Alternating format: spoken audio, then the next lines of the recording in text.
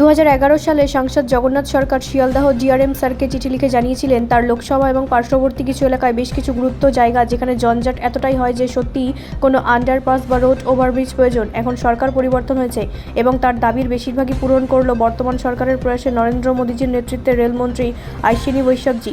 তার দাবিগুলি ছিল: 1. রানাঘাট রথতলা রেলগেট নম্বর 75/A/T2।